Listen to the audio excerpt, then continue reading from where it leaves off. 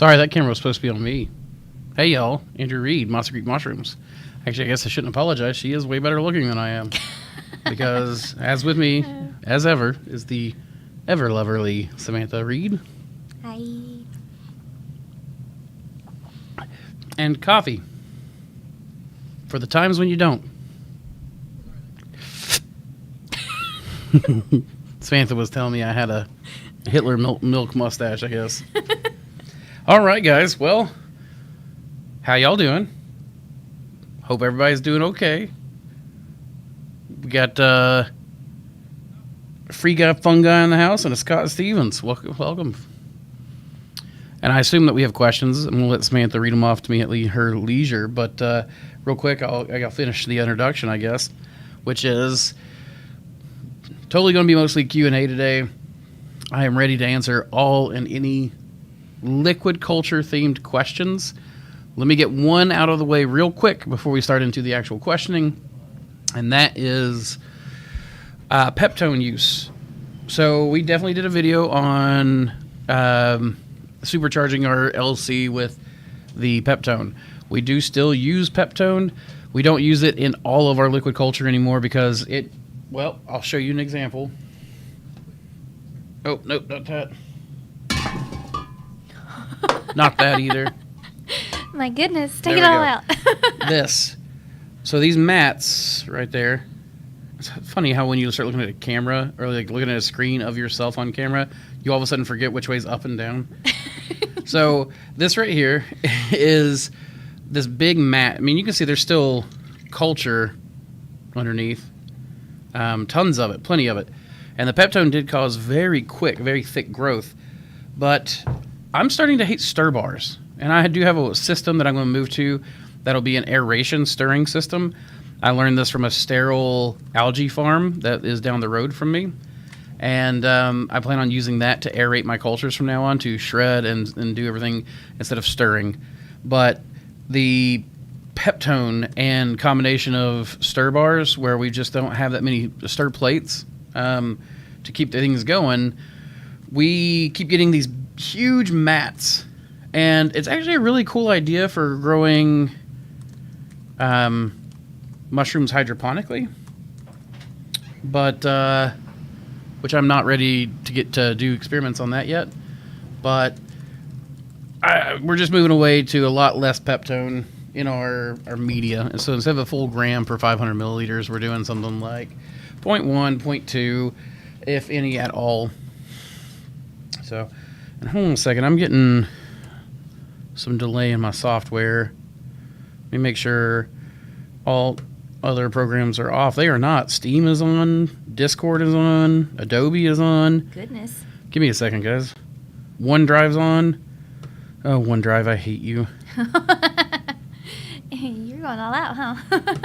Well, my computer auto-updated last night, and I don't know about you guys, but I don't like it when it updates randomly or very often because, let's just be honest, it kind of sucks because everything doesn't want to work anymore. No programs want to do well with each other as soon as you do the update.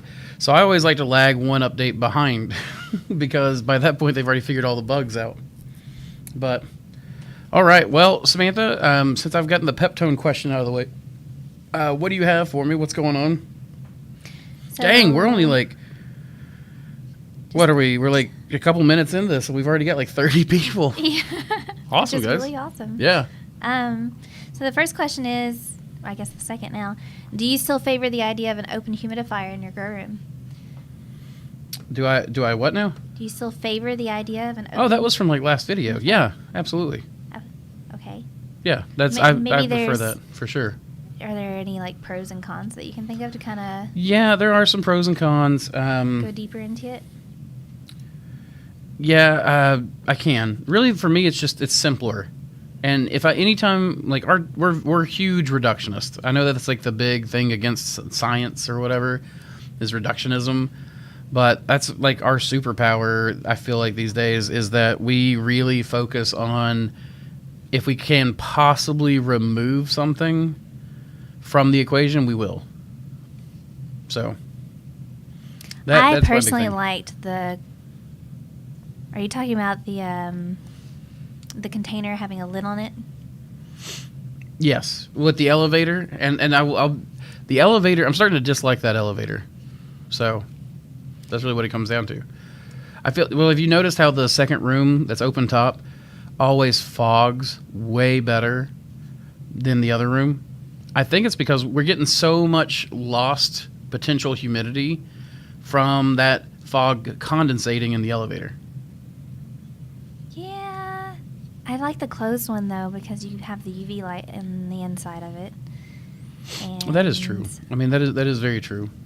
I do feel like the first room, so we have 2 rooms, and in one room is a closed container, and in the second room is an open container. And we've been trying to kind of look at how we can do things. Well, you remember why we chose open container the first time for that second room, right?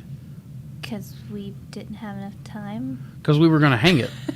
we were going to hang them from the ceiling. That's right. And that way our humidifiers wouldn't be taking up floor space, period. That is right. But those shelves are so close to the ceiling that we ended up going, oh crap, we can't really do that, or we're going to lose that space regardless.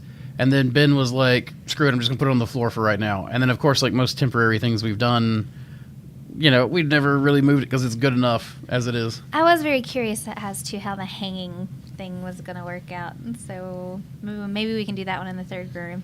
Yeah, but sure. and I will say that we have had the humidifier outside of the grow room as well as inside of the grow room. And there's some pros and cons to that, too. Like, it was easier just to have it in the hallway and be able to clean it from the outside. Yeah.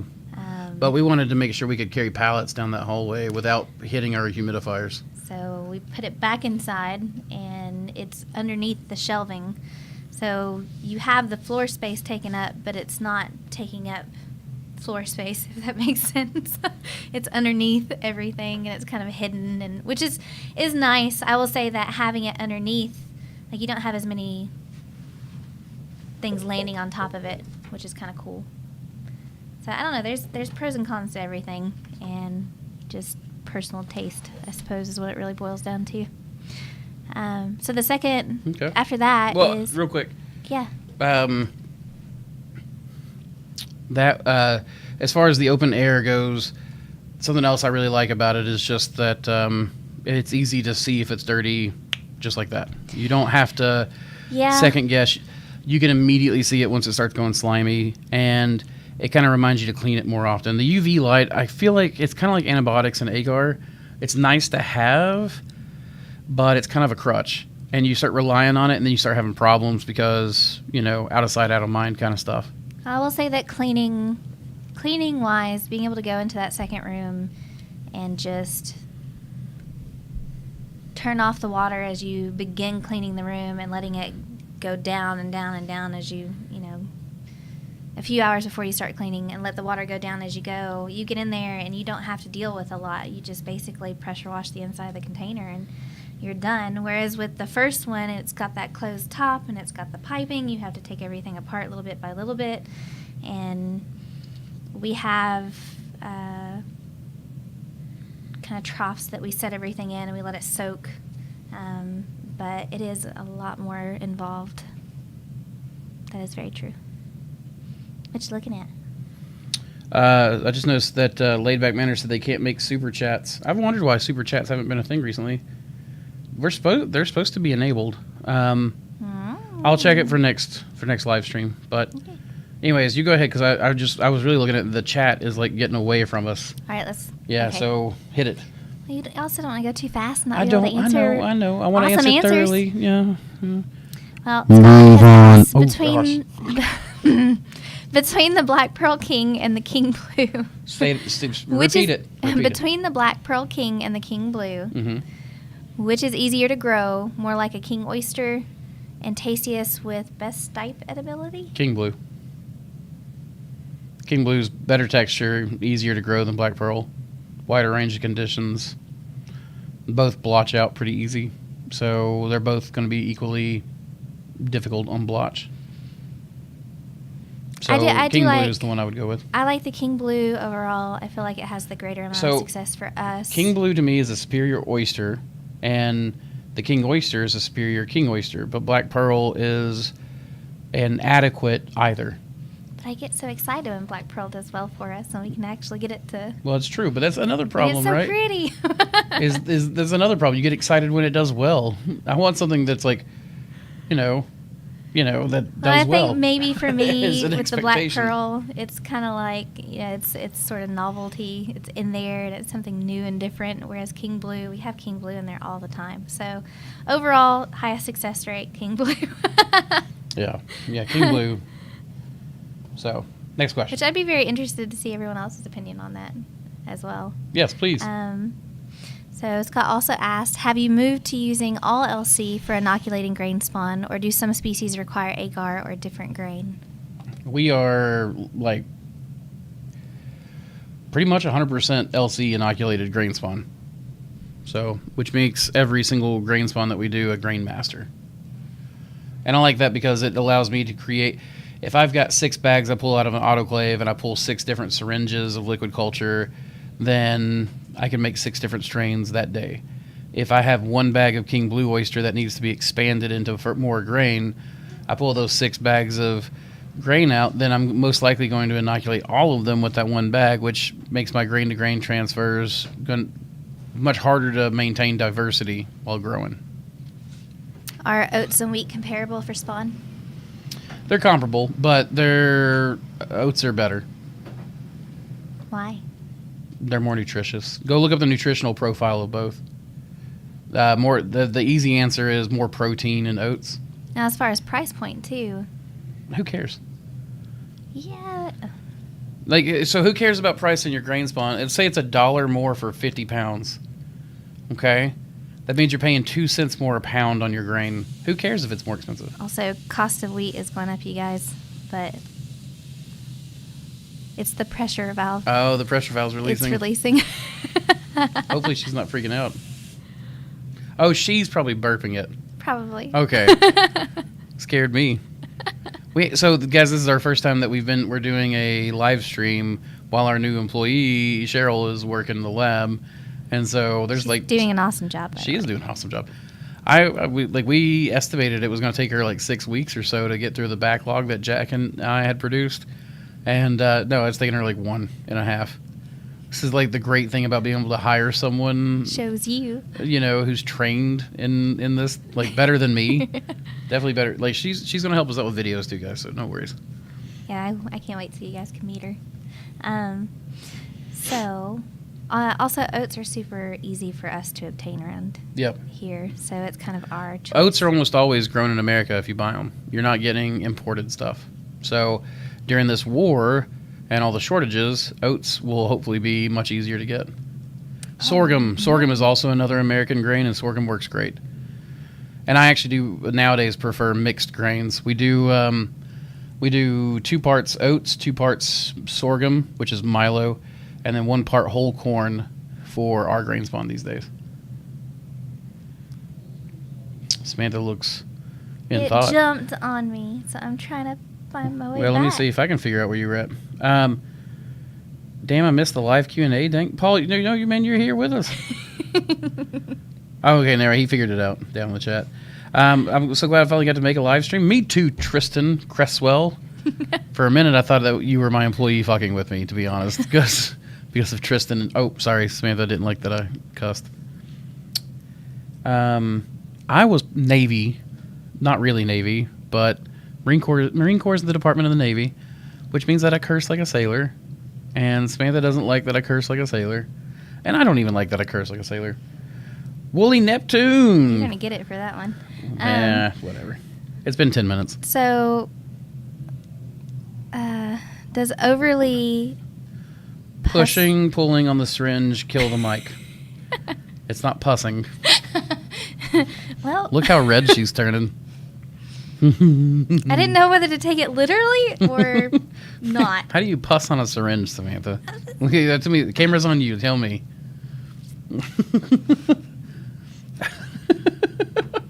Okay. No, it doesn't really, Lupine. Lupine the Third. Okay, I like it. What are you doing? Oh, you're cleaning your computer? I made a mess. No, you're fine. In fact, whenever we would if I have a jar here, I hook my syringe up. I always fully pull it, fully push it, and then fully pull it again. That way, I clear any air bubbles out, except maybe just the very smallest. And to make sure it works. But I do that with every syringe. So I just made like 6 jars of LC and used your LC with a special touch. Good, man. I hope you use it. I hope you like it. Hope you enjoy it. All right, so we have the next question. What rehab time should be expected when taken from cold storage? Oh, I'm sorry. No. Say it again. What rehab time should be expected when taken from cold storage? Andrew? You okay? Micah? No. Go back to work. Please. Thank you. Poor Micah. Aww. He's so bloodthirsty. Bye, Micah Myers. Oh, goodness. Oh, jeez. I thought I was gone on that one. That's scary. Yeah. I'm going to have to go get the kids. I got the... Are you okay? I got the CX. You okay on next your time, own? if he comes in, I'll pull that CX. We're good. All right, what was the question? Yeah, that was distracting. now I forgot all things. I think you were on, hey, y'all, I've been watching your videos for the last month in preparation of starting up. Thanks for all you do. Yeah. You're welcome. What rehab time should be expected when taken from cold storage? Oh, I see what you're talking about. Yeah, so... When you pull out of cold storage, I always try to, I'll just let cultures warm up, at least overnight, but oftentimes for like a week before I actually transfer them or anything. Maybe we should have done a background check on Micah before we hired him. We probably should have done a background check on Micah. Considering that he's just always creeping. Hey, I swear, he got that one video, and now he thinks he's a celebrity. Well, he is. He's our celebrity.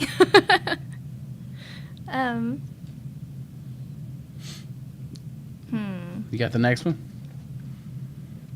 See, all right, my ADHD rubs off. You ever recover the oyster I sent you from the pine on the farm? That's Shaka. Mine, since I don't run plates. Shaka. No, everything we pulled, man, ended up being fungal, but it was all mold. I never could recover a usable sample from it, man. I'm sorry. Of course it was fungal. It was fungal, like mold. I really tried, Dustin. It really, I was really excited about. We do, even Pine 1 and Pine 2 that Ben found out in the woods a couple years ago never made it. Pine number 3 has made it. So for some reason, man, I'm having a hard time curating the pine oysters. But Pine 3's made it. It's in liquid culture. We did grow it, but it did not grow well on straw. So we're about to try it on pine pellets. So we need the... So Toby's asked what the best simple recipe for LC is. Yeah, easy. So the easiest to make and the simplest to make would be go to shroomsupply.com, buy Shroom Supply's liquid culture premix. It's going to be more expensive this way, but you take that and then you literally just follow the instructions on their website. It's like 1 or 2 tablespoons of it or something like that. My guess is it's going to be 10 grams, but you do 10 grams of that LC premix per 500 milliliters of water and you're done. And that is a really good premix. I like my premix better, and my premix is a variant on Lenny Rockwell's premix, but because I like mine so much because it does about the same as the Shroom Supplies, but it's way cheaper.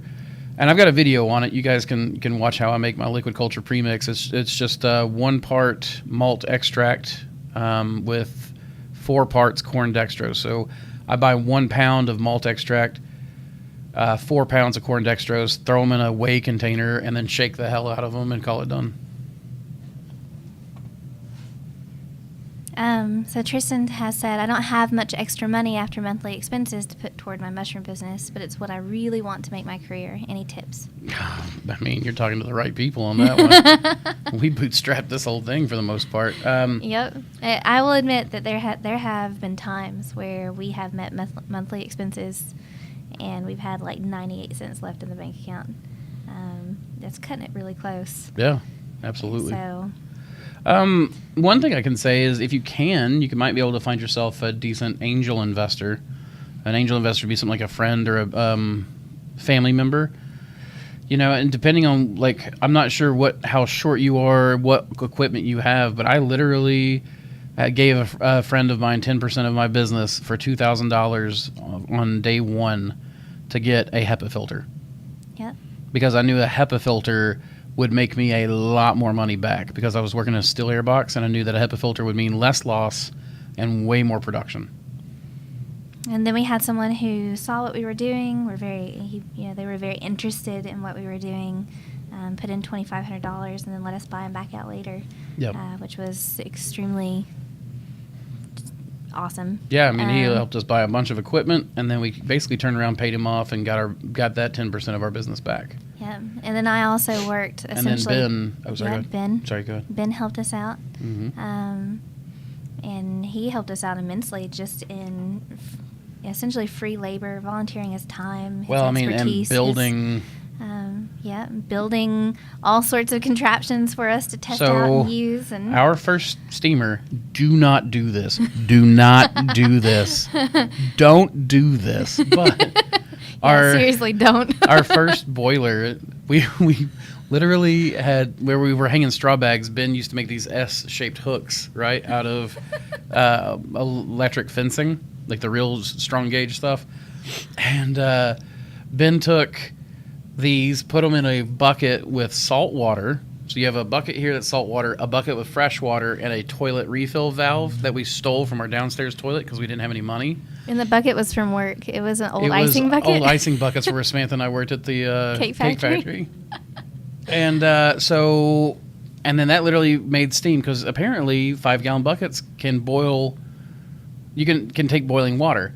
You just can't put heat on the outside. So what we did was we plugged everything up electrical, right, with these there were 3 plugs, and as soon as you plugged one in, they were all 3 active. So you had to plug in 3 plugs without them touching each other or touching you, because it was called death wire. Because if you touched it, you died. Yeah. But shocking, I know.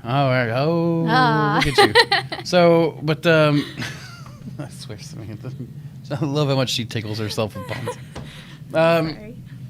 But we literally, Ben would add salt into that tank until we blew a fuse, and then we go, okay, now we know we're at 15 amps. So you take a little bit of the salt water out, and now you know you're going to be below 15 amps. And that's literally how we ran the thing. And so that. We ran that just a few times. It was just enough to get started. The moment we made money and could buy a steam generator, we bought one. And then the steam generators for sauna steamers sucked, so we ended up just Ben made another one out of a 55-gallon drum and some heating elements. But at that point, we had money to work with. So I guess what I'm saying is you got to scrounge. Look at China, man. Look at China, people growing in Indonesia. Your guide right now should be people growing in third world countries, low tech. Well, and I'll say too, our incubation shelving. So Ben and I both worked in food factories, essentially, toothpaste and then cakes. He would take the wood from the pallets, the cover wood, and bring it home, like the sheet toppers? by sheet, yeah. And it was wood. So those slats that you see in our very early videos are from the pallet toppers. And he would bring them home one by one, little bit by little bit, and then cut them into strips. And then he built the shelving from that. And it's the sheer amount of dedication and patience and lack of money. It can be done. We are living proof of that. Also, you guys have heard this, I think, in Married with Mushrooms, where I bid on one of the hardest jobs. I was one of the first females in that department, and it was a top tier level pay, and it was a level 5, and I worked an insane amount of hours just trying to put money in, and Andrew took that money and he turned it into gold. So, take the time. Like I do. There were some learning curves, though, which were discouraging. But we've taken care of a lot of that for you all. So you just, learn from our mistakes and run with it. Because now that we've started the YouTube channel, I'm literally, showing you guys the cheapest way that I've done stuff. Because my biggest thing is get you guys started. There are better ways to do things. There are more expensive ways to do things. I know that. I'm not a mycologist. I know that whatever I do probably won't work for some really long-growing species, that kind of stuff, whatever. It doesn't matter because that's not what I'm doing. I'm getting started. I'm trying to get you guys started. And when you guys start making a little bit of money off this, then you can start experimenting with all the other cool, high-tech, expensive ways to do things. So, yep. Now, so between our buckets and poverty and right. everything else. But as far as like a career goes, you got to remember that a career... What is it? That means one turn around the track. So I would, you're talking about like I don't have much extra money after monthly expenses to put towards my mushroom business, but it's what I really want to make my career. Any tips? My biggest thing would be just start small, and every time you make a decision, be like, what is this building towards? Right? Work backwards. Pick a target. And then work your way moderately, just every day, do a little bit of the work the system, and work your way towards that goal. And it can seem excruciatingly slow. Trust me, I've been at this for 10 years. And Samantha and I still bitch and complain about how we're not where we want to be. So, and yet I know there are people that look at me and think that I'm working their dream job. And yet at the same time, I come in frustrated a lot of times, like, why aren't things moving fast enough? They are. They absolutely are. I mean, I'm on target. Easy. It's not easy. It's not meant to be. I mean, this is a thing that you fight for, and if you're willing to fight for it, the rest will follow. Yeah. Well, I mean, a career being one turn around the track. Your career is not where you finish the race. That's just one leg of the race. You got to look at this as if you've got more race to go.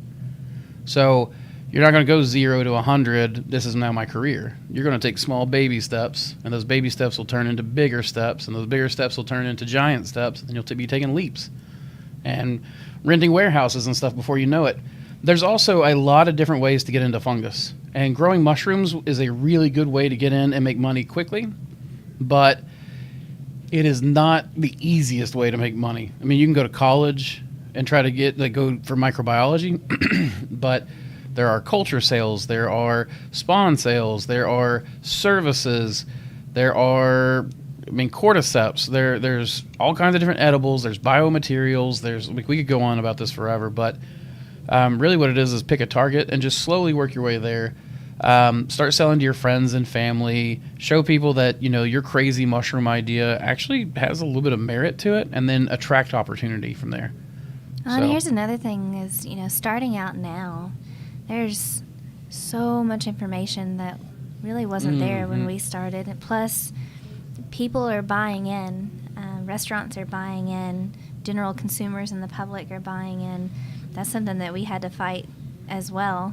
There was a lot of mistrust. Are these real? Are they edible? How do I know you, random person I've never met, isn't handing me poisonous mushrooms? Yeah. And then now, people are they're pretty much looking for an oyster mushroom farm or just, any mushroom really they're more familiar with what is out there beyond just button mushrooms. And that's a huge boon to you already, just straight out of the box, I guess. So Cameron's asked, what methods do you use to prevent the floaty bits in LC? Cameron, if you're talking about those big floats on top, really you have to stir and stir and stir and stir and stir and stir, and you have to vigorously stir. And you may have missed a little bit in the beginning where I was just saying that the floaty bits that I'm dealing with are usually because I've added so much peptone that everything's grown so well and so fast. And we're now cutting way back on our peptone, only doing like 0.1 to 0.2 grams per 500 milliliters of LC, of water, or not doing peptone at all, unless we need something to grow in fast. And it's also why I'm moving to, like, I'm working on a prototype here, but a liquid culture jar to do aeration. So I was playing with this yesterday, and we could absolutely push air through this and aerate the liquid culture to stir it. And that way we can get away from stir bars. But that constant disturbance of the surface ought to be enough to keep the mats from forming on the top and those big floating bits.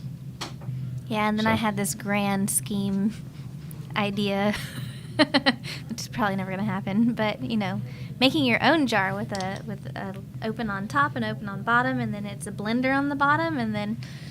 I've thought about that a lot. Just whip it. We can tap glass, and that's how we would have to do that. You would have to tap the glass and make the jar, you know, basically upside down. But all right, what else you got for me? So Paul said, I loved your all's videos. Last year, before moving to warehouse, making what y'all made the unnecessary expenses. Anyway, I'm doing small batch projects. Okay. Sorry. Can you still make a living on small batch projects, or do you have to stay commercial? So, what do you mean by small batch? Like what we were able to accomplish in the basement? Because I'll tell you, the big change for us in the warehouse is not the amount of mushrooms we're growing.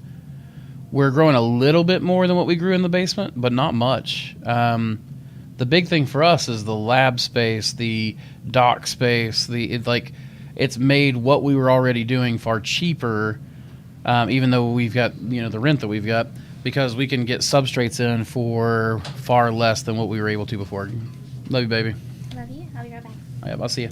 Hey, Jackie, what are you doing? Nothing. mean, working. What are you doing? What? Working? I was going to ask if you want to sit in for like 15 minutes. Okay. Yeah, you're good. Well, we'll have Jack join us then. But yeah, that's small batch project. I mean, like you saw. I mean, you can do a lot in a basement. So I think that you can do stuff. Wow, that is so loud in the mic. It's okay. Were you digging in a bag of chips? You sound like my grandma with a thing of mints at church. Taking off my gloves. All right. So that's your camera right there. Okay. Hello, everyone. Yeah, boy, you're coming in through clear too. Good. Cool. All right, Jack. So where I'm at right now is someone says I use your 16 grams dextrose, 4 grams malt per 500 milliliter recipe for everything. Peptone aside, do you do any other recipes for certain species? Do you want to take that? Do we change our liquid culture? No, we do not change our liquid culture. It's the same culture for every single strain that we have. So pretty straight, pretty forward, Yep. pretty easy. Thank goodness. So far, at least. Well, so far, that's Yeah. true. Yeah. We've talked about trying other things, but Yeah, I've often wondered if Hericium would do better with like a wood broth or something, but just because, I mean, you've seen it. Hericium does not like the straw as much, no. but it really does like the sawdust. Yes, So, yes, it does. okay. We have, are y'all answering live? Oh, so hold on one second. I've been wanting to ask for a long time. Laid back manner, go ahead and ask your question. If you haven't already. Does LC stall after a time, and should it be refrigerated at some point? Well, so in terms of just in the jars, no, we don't refrigerate it. I actually have seen, we had a blue in there that was like 2 years old or something. Yeah. It was old. We had moved away from using that particular strain. So when we went back to it, it had just stalled. It was just not living at that point anymore. So I think, yes, that can happen. Was that the one that had that weird looking, the syringe filter had gone dark? Weird, yeah. It was really dark. And the actual material inside was just kind of oily looking. So yeah, that's actually, so instead of stalling out, I almost think that I would say like they die. The syringe filters die eventually. Right. Yeah. Right. So the filters themselves die. Yeah, they either go bad or the mycelium grows through them and ruins them, or so I would say they do have a limited lifespan. which sounds like the question we're really being asked. But I'd say putting it in a refrigerator would help slow it down. I do. Gary, out of Florida, he was showing me today that during the consult that he's got liquid cultures that after they grow in about two-thirds of the way, three-quarters of the way through, that he throws them in a fridge. Okay. So he bought a new fridge, and of course it looks really space age. Yeah, that's great. He's great. How many flushes are you doing right now? Curious about the specifics of your 4-week block rotation. Well, we do. It's right now. It's right at like 2 flushes, depending on the strain. That is because some take longer to grow in, but it is about 2 flushes. So, if you can kind of just imagine this with me, we have 4 walls in our grow room. We have grow room 1, wall A, B, C, and D. So, first week of March, we're not even worried about the rest of that room in terms of planting, in terms of anything else. First week of March, I'm going to go in there. We're going to plant that whole wall, which in our grow room is 167 blocks. The next week, so second week of March, I'm going to go in. We're going to plant that whole second wall, so wall B, which is another 167 blocks. The third week of March, we're going to go in, same thing. Fourth week, very same thing. After that, what we're going to do, we're going to go back to wall A, and we're going to get rid of 167 blocks, regardless of what's going on, what they look like. What we'll if pick? I was going to say, what if they've got mushrooms on them? We'll certainly we'll pick those off. If it's something like, it needs one more day, we might move it to a place that's like a staging area, a staging area, just to let it fruit a little bit more. That's a good word. Yeah, staging area. But we really don't mess around too much with that. We have a very, very consistent churn and burn cycle, and that has been so important because if we get off that cycle, it's. But you've seen it. We go out of whack hard. It has been close to detrimental. Yeah. So getting on that cycle is important. And so here's the thing: when you're looking at it, you're looking at by the time after we planted that first wall, by the time we get to wall C, it's already on its second flush for oysters, right? So we're getting about 2 flushes comfortably. Yeah. Sometimes, depending on the strains, like some really fast ones like Mother of Pearl, King Blue, we might get 3 flushes. That's true. Mother of Pearl, actually, we consistently do get 3 flushes. Yeah. So that's just because that thing is blazing fast. That's amazing. Yeah. If you don't have Mother of Pearl, you need Mother of Pearl. I'll say that to everybody. I said it to Joe Campbell, who was here just last week. So. Oh yeah, in fact, I see him right here. Yeah. He was the next question, even, which is, how can you tell if your new start of a liquid culture is showing contamination? What I'm seeing in the jars I've started does not look different, which I assume means it looks the same as what's in the syringe he used to start the jar. That's usually a good sign. That is a good sign. Yeah. Bad jars to me look milky. They'll get an oily residue on the top. But like the liquid will not be clear. Even the LC sometimes won't look clear, so to speak. But if you stir it by hand just a little bit, like you can't really do it with this one because of the big, huge hockey puck that's in the top. But if I lean it up in the corner, I'm able to see that there is clarified liquid there. It's not milky looking, and if it's not milky, usually you're pretty good to go. Now, I will say mold will very much look like just regular mycelium. Yes. So. Yes. And I'll say this. That's something we pretty much stick with all the mentorships. If you see that kind of like milky look to your liquid culture, typically it's contamination. And that's true with everything except pink. Right. Pink is always milky. And I always get that question like, well, then why do we have this one? Is there a difference in our EM pink and our PF and F pink? EM pink is way milkier. Is it okay? It is way milkier. But PF and F is still kind of a milky look to it. Gotcha. So. Okay. Does adding oak sawdust improve anything or no? We don't add oak sawdust to our liquid culture. I will say I did it one time. I added sawdust and soy to it, and the mycelium grew to it and made it to where it was impossible to suck up in a syringe. So really, we've not ever tried it. Now, we've talked about doing a broth like cooking straw and soy and then straining it out, but we've not done it yet. So I actually read a study on that. Did you? That actually one of our guys, one of our mentorships, put me onto. But the do you remember which mentee said it? I can't remember his name. Okay, it's okay. Well, we do a lot now. We do a lot. Yeah, a lot of that's true. mentorships. I mean, we got somebody right behind me right now. He had the poodle. I know that. Oh, Yep. oh, I know. It was like Alex or something. Anyway, so we did. He put me onto this Yeah. podcast and this other reading, and the reading was talking about adding your substrate to your liquid culture, filtering it out, and basically the end statement was this made no difference. Gotcha. And in the end, so I kind of figured it wouldn't make much of a difference. I mean, especially if you're doing production liquid culture, it's not going to be spending enough time to really make the epigenetic changes necessary. Right. So, all right. So Joe Campbell said that he took a piece of dried turkey tail, dipped it in hydrogen peroxide, yeah. and then dropped it in a jar. And he said that's one of the jars looking good. Yeah, he and I were actually talking about this the other day when he was here. Okay. I'm very interested in it. Yeah, the real test will be to grow it out because it could be mold. And hydrogen peroxide is not nearly so effective on mold as it is bacteria. So Right. laid back manner. Oh, never mind. He's talking to somebody else.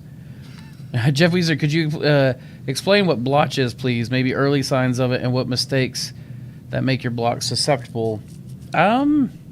So simply put, if you don't mind, Jack, I'll just handle this one. Yeah. Simply put, blotch is bacteria, and I don't know that it's any one set of bacteria.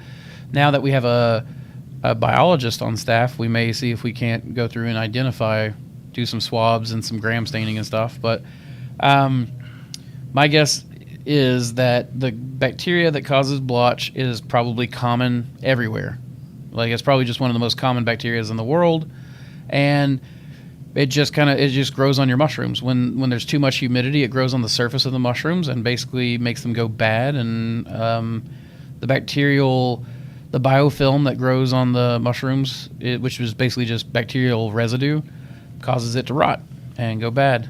So, and really it's caused by dirty humidifiers, dirty air vents, a dirty room, or a room that is too wet, which a room that is too wet quickly goes dirty because mold and bacteria grow like overnight. They will explode at the temperatures and the humidity that we produce for the mushrooms.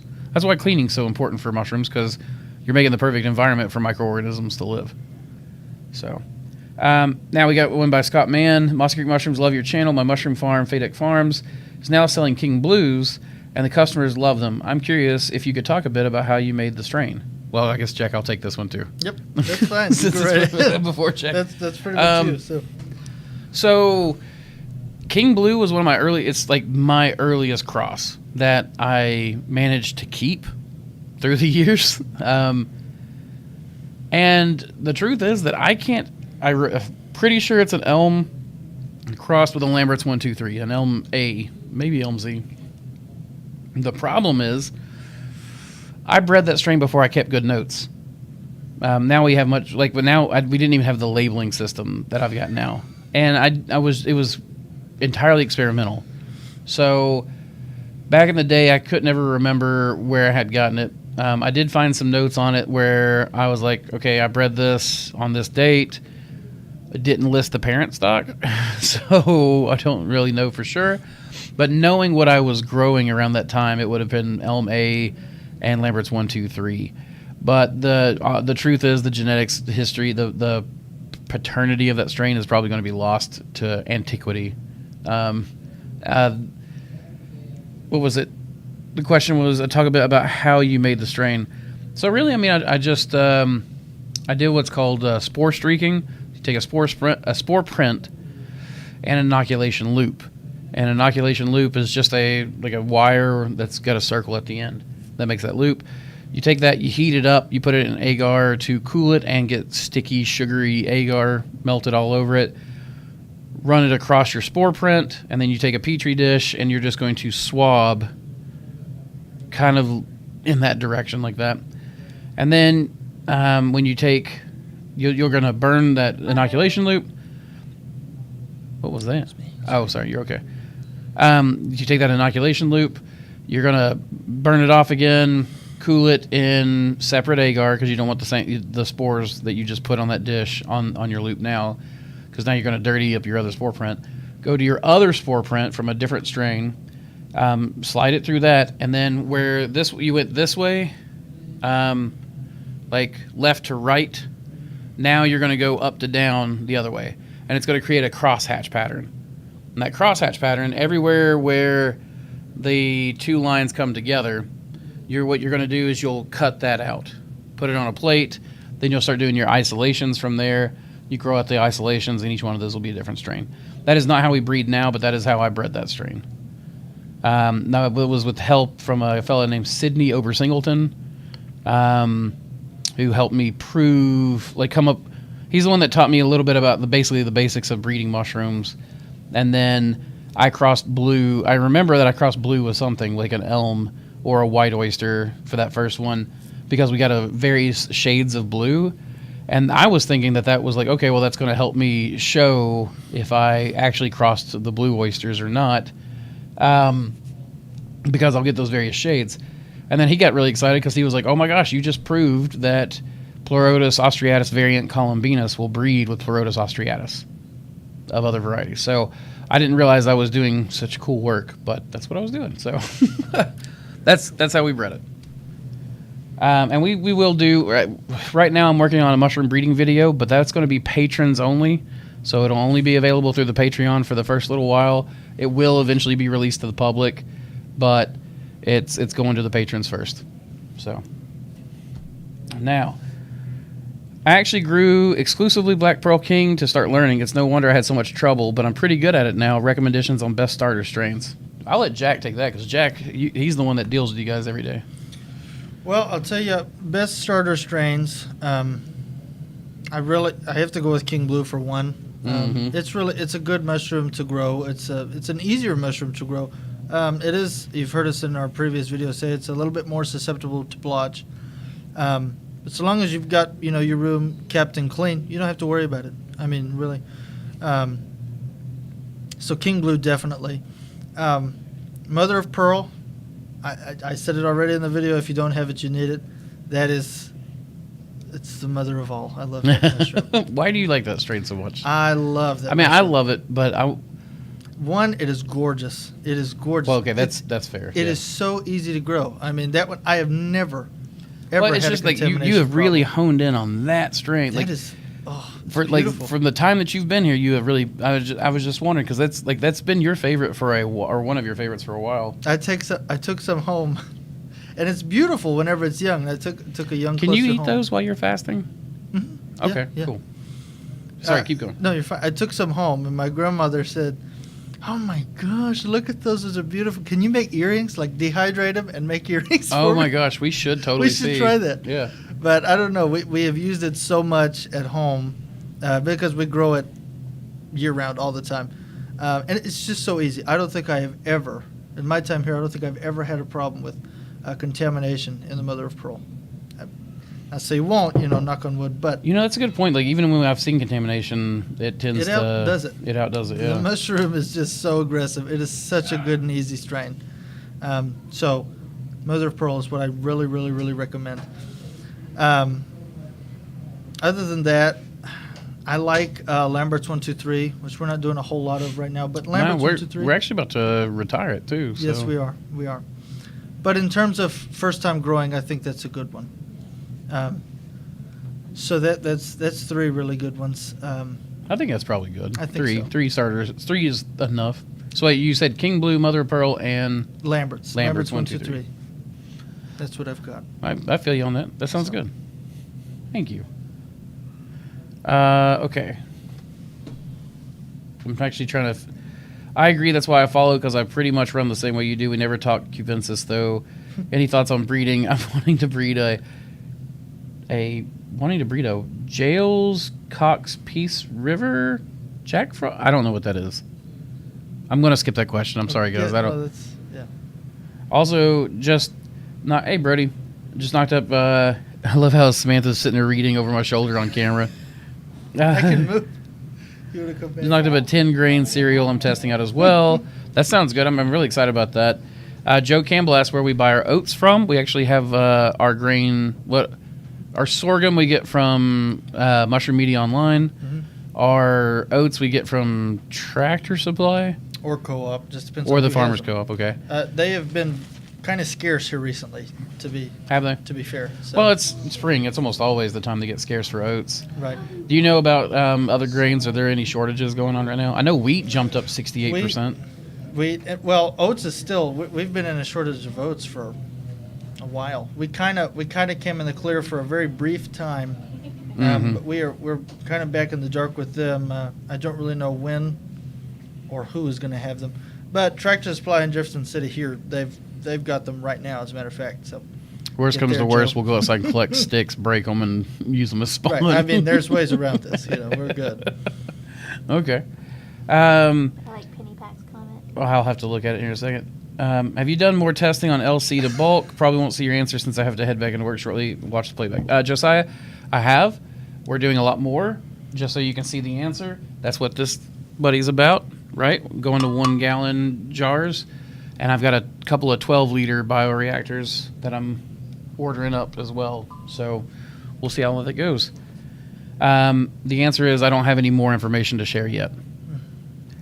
Paul F. Wood says, I got a potty mouth too. This is from earlier when I cussed. This is this is way. When I pressure cook my liquid culture, sometimes the liquid comes out of the syringe filter. Can this cause contamination? Yes, absolutely. You're lowering your pressure too fast.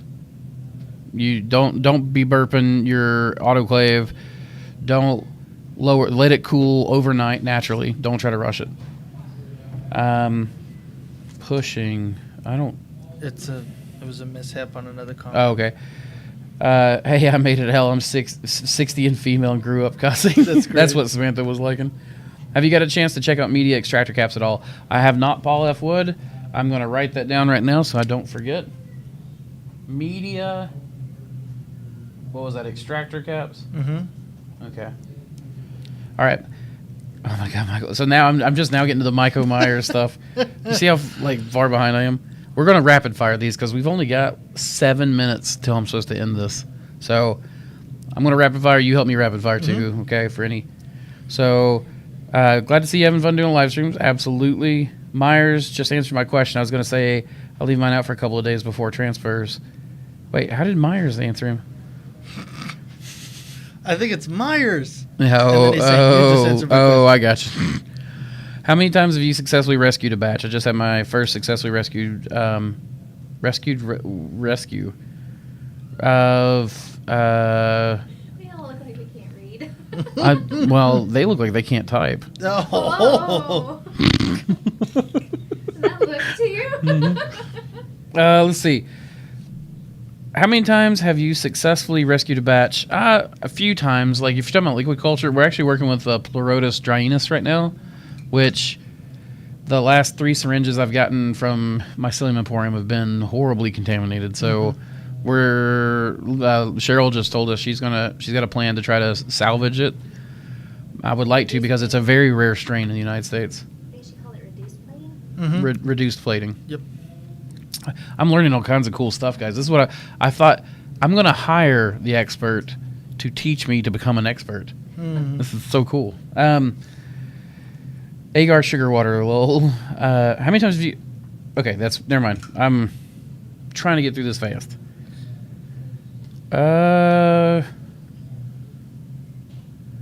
So Paul F. Wood says, your LC mix plus a couple extra additives I've used every now and then work amazing. Well, you should share what those additives are with the rest of the class. Yeah.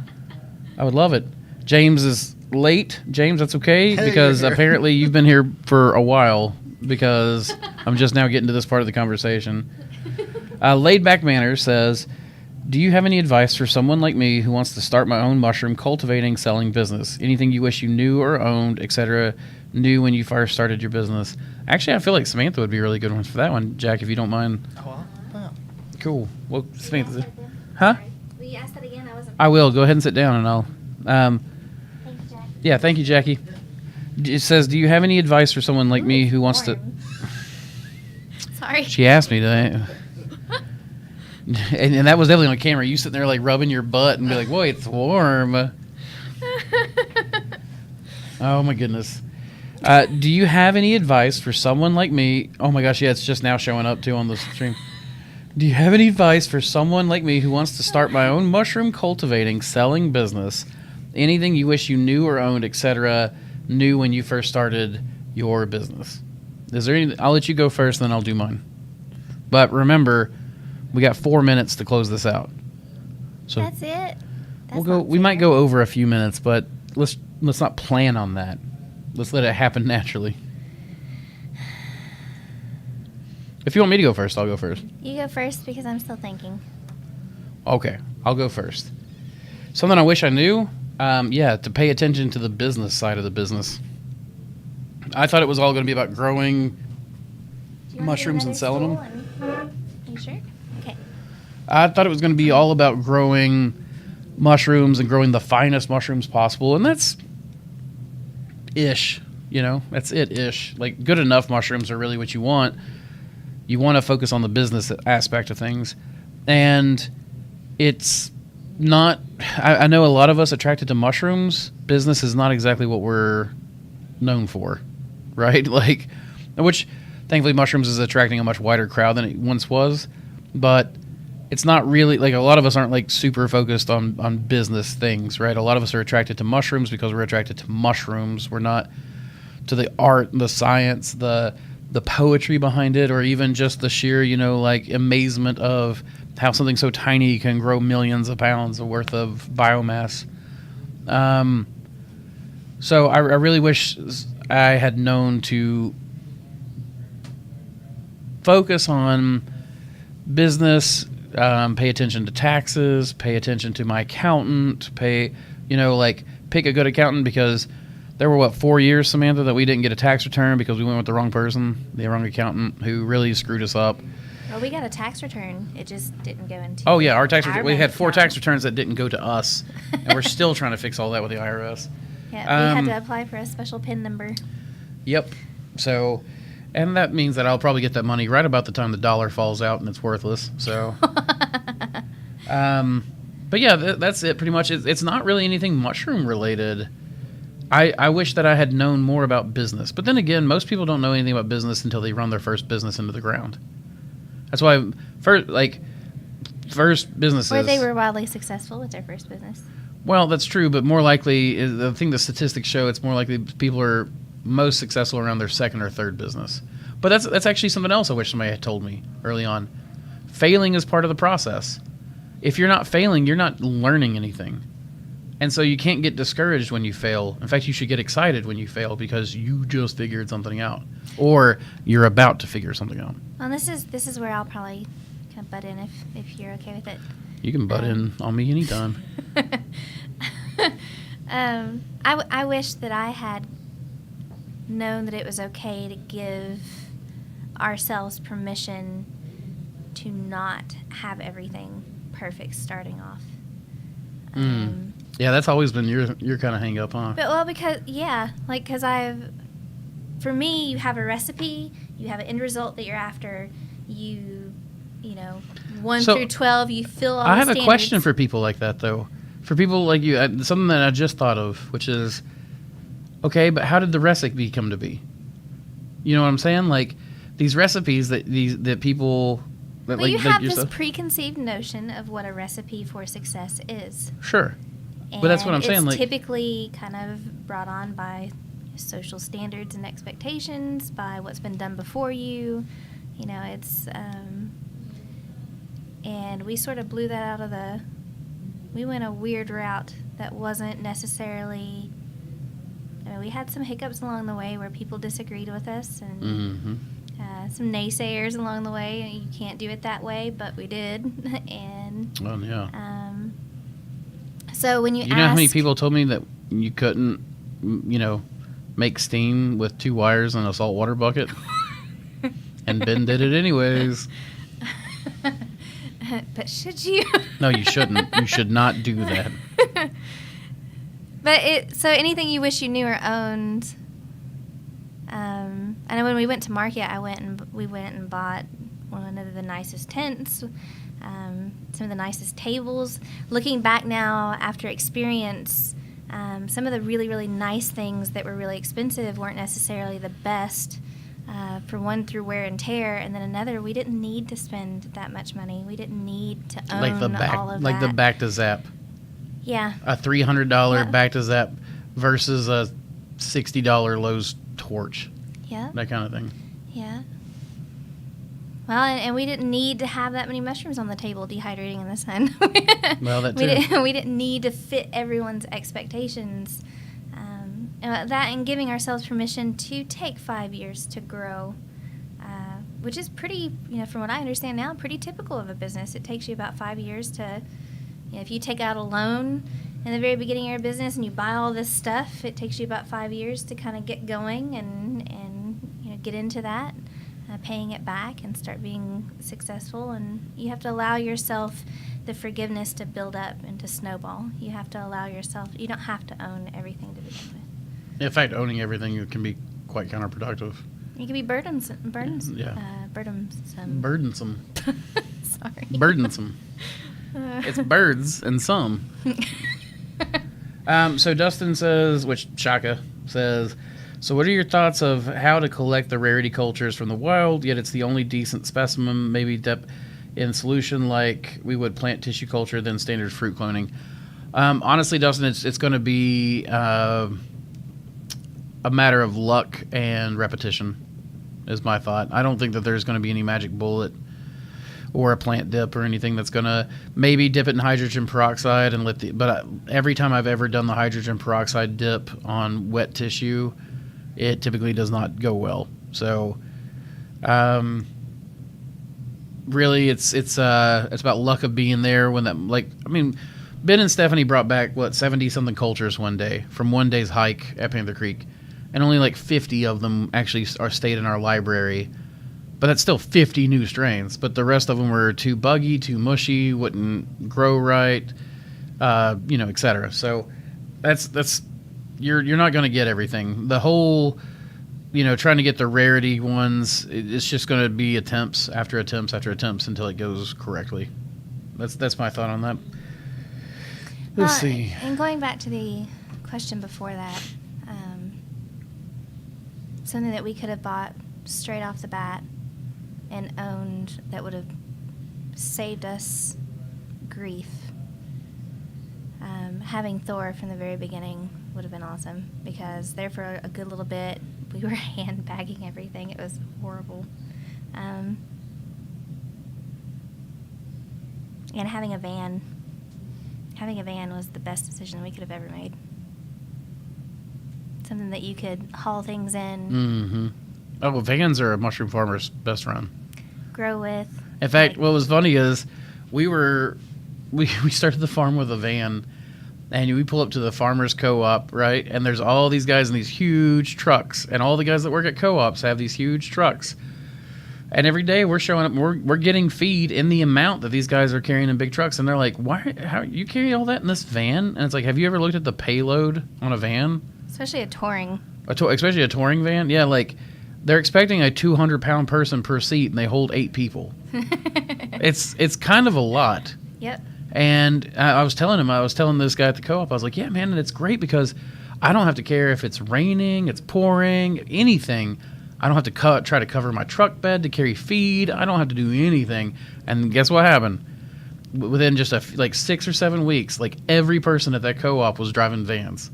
You would pull up, and all of a sudden, everyone was driving vans, and it was like, damn. Plus, you have that hatch that lifts up, and you have an automatic rain fly. So much more comfortable than a truck. It better gas mileage. Yep. And now I wouldn't go off road with a full load because vans don't like off road. But plus, it fits a tent perfectly. Right, a market tent. Oh, a Toyota Sienna will fit a piece of plywood, a 4x8 sheet of plywood. It will fit multiple sheets at an angle in the back. Yeah, I don't know if you guys have seen some of the videos where we're in our home office, but that long shelf that is along the wall in my office, I shoved that in the van and I closed the hatch. Mm-hmm. So, there's quite a bit that you can put into it. Now, I know a car is a a lot to ask for, but especially up front. Absolutely. All right. Doug, Horde, no, I never did find out exactly how fermenting my grain spawn was beneficial, but now that we have a biologist on staff, we're going to talk about it and figure it out. Penny Pack says, I'm having the same problem with my rabbits. Dang it. We're so far behind in the chat that I'm not sure what you're referencing. Did you go to college for business, or did you learn how to do it yourself? I learned how to do it myself. Same here. Yeah, that's... Yeah, I will say that we've always been pretty business-minded. Like, watching Andrew play these build civilization games, he manages all the resources. I just gamify life. I literally just pretend real life's a video game, and, you know, if I want to level up my resource gathering, then I don't know how to put it. I just gamify life. And I just act like everything's a video game. My dad and my mom, so my parents taught me very valuable lessons early on, where I got a weekly allowance I had to have and meet certain standards, and I had to pay for, a lot of the stuff that I needed for school, like anything for AP art classes or whatever. I paid for all of that. I managed my lunch account, all of it. So, I mean, a lot of it's just basic balancing of stuff. So I know going into a business, it's significantly more complicated, but you learn as you go, and I think Andrew and I picked up pretty well on doing what we're doing. Absolutely. Well, guys, it's already 7 minutes past, and I'm trying to catch up on the chat, but it keeps jumping on me as well. So, so it looks like down at the bottom we got Ocean Air joined us. I didn't see. So Paul said he was wanting to order our saber-tooth. I was wondering how it did growing. It does great, and it likes warmer weather. So right about now is the time to start getting it. And in fact, it was found and harvested at about 98 degrees. It was like 98 degrees outside when it was found. Yeah, I remember that, and I remember thinking and that's it makes absurd. some teeth.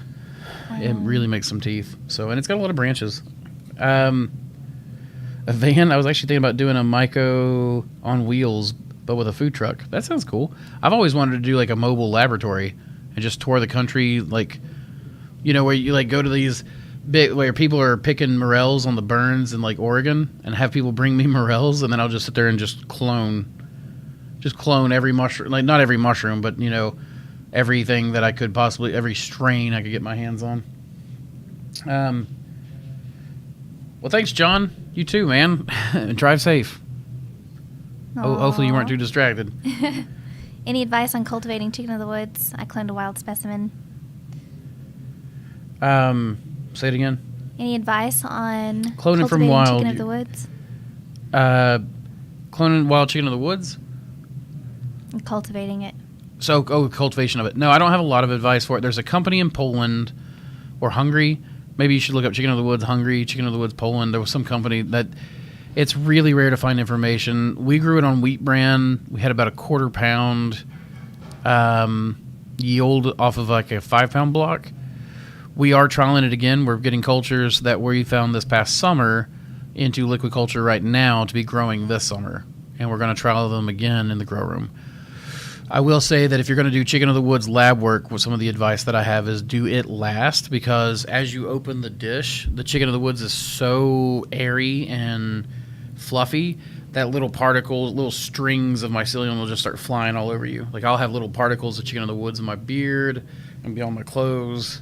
So you want to make sure that's last, because you don't want little particles sitting everywhere when you're doing your next set of dishes. We've had a request for adding cooking videos. Oh, you want more of those? Okay. Like cooking recipes for dinner, or I would say that's what they're asking for, because like LC. Those cooking videos, the 2 I've done, have been insanely popular. Okay. And We'll do both. I don't have it in my heart to cook anymore. Ever since COVID happened, I'm like, that's all I do is eat out. I need to cook more from home, Let's guys. fix that. Well, I don't have joy in cooking anymore. I don't know what happened. Something about COVID really just sucked the joy out of cooking for me. Like I just got lazy and just lost all joy in it. I'll stop that. Will old LC still fruit? Yes. Why we have found a syringe like a year and a half old stuck behind a Stuck desk, behind a desk, yeah. and we put it to use. Yep. And it grew out. Uh, Well, we probably need to end it there because it's 4:40, and we still got, the employees are closing up, so. All right, I will write down the rest of these that we've missed, and we'll get them first thing next live Q&A. We can't do that because then they're going to build every time. Unless it becomes rapid fire Andrew answer mushroom trivia, which we could totally do. We could totally do an answer Andrew just sits here and answers rapid fire trivia. I'm cool with that. I'll do it. With that, y'all. Keep spawning culture. You caught me on that I one. I'm definitely sorry. did. Keep spawning culture, y'all. See you later. Oh my goodness, I love you, honey.